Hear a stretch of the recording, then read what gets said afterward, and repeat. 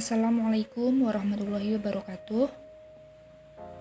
Perkenalkan, nama saya Septiani Yasna Adria dari kelas akuntansi A. Di sini saya akan menyampaikan materi tentang fungsi kepegawaian atau fungsi staffing.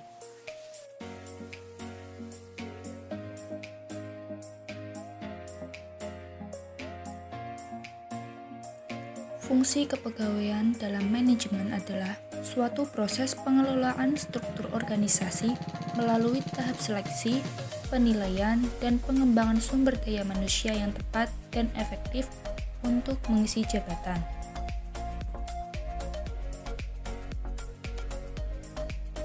Macam-macam kegiatan staffing.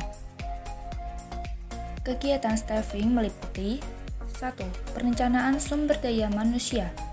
Penentuan kebutuhan tenaga kerja baik dalam hal jumlah maupun mutu tenaga kerja yang dihubungkan. Yang kedua, penarikan atau rekrutmen. Penentuan sumber-sumber tenaga kerja yang akan ditarik. Yang ketiga, seleksi. Mengadakan seleksi terhadap para pelamar. Yang keempat, pengenalan dan orientasi. Melatih tenaga kerja agar memiliki tingkat keterampilan yang diinginkan. Yang kelima, pemberian balas jasa dan penghargaan. Pemberian balas jasa yang layak kepada tenaga kerja. Yang keenam, pengembangan karir. Memajukan atau mengembangkan tenaga kerja dengan memberikan kenaikan pangkat dan lain-lain. 7. Memanfaatkan tenaga kerja yang ada dalam organisasi sebaik mungkin.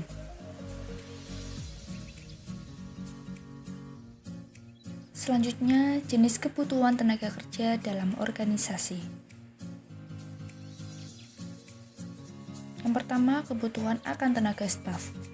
Cara menentukannya dengan meneliti kebutuhan melalui analisis organisasi. Jabatan-jabatan dalam struktur organisasi yang masih kosong atau belum ada pejabatnya akan menunjukkan berapa jumlah pejabat yang dibutuhkan. Yang kedua, kebutuhan akan tenaga operasional. Caranya dengan menganalisis volume kerja dibandingkan dengan kemampuan kerja setiap tenaga kerja.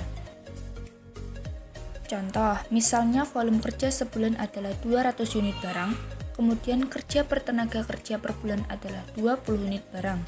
Jadi kebutuhan tenaga kerja operasional adalah 200 dibagi 20 ada 10 orang.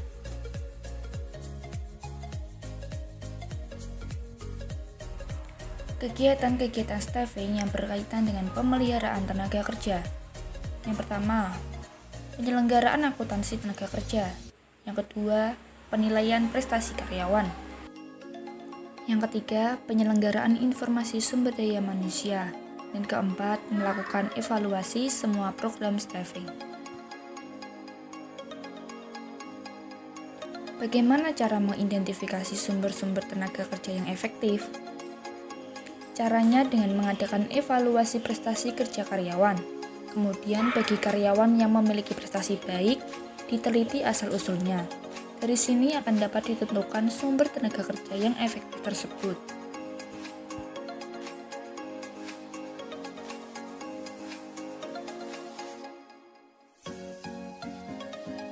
Metode seleksi yang dapat digunakan untuk menyaring calon-calon pelamar. Yang pertama, metode gawang berantai. Metode gawang berantai adalah metode seleksi di mana calon pegawai diseleksi secara bertahap. Calon yang diterima menjadi pegawai adalah calon yang telah lulus dari setiap tahap seleksi yang diadakan organisasi. Yang kedua, metode kompensatori.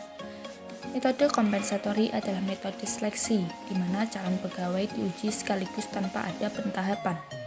Calon yang diterima menjadi pegawai adalah calon yang telah lulus dari seleksi.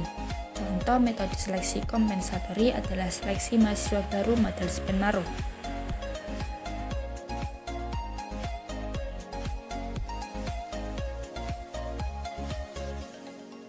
Alasan-alasan pemindahan pegawai.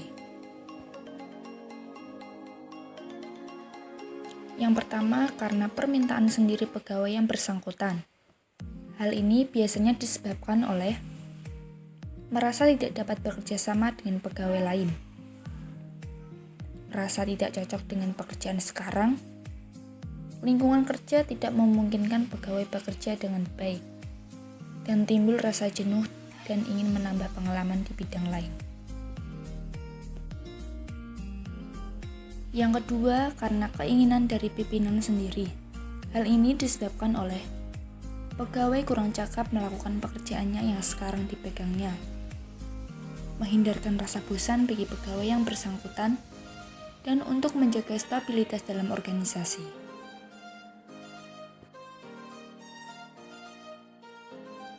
Sekian materi dari saya, jika ada salah kata mohon dimaafkan. Wassalamualaikum warahmatullahi wabarakatuh.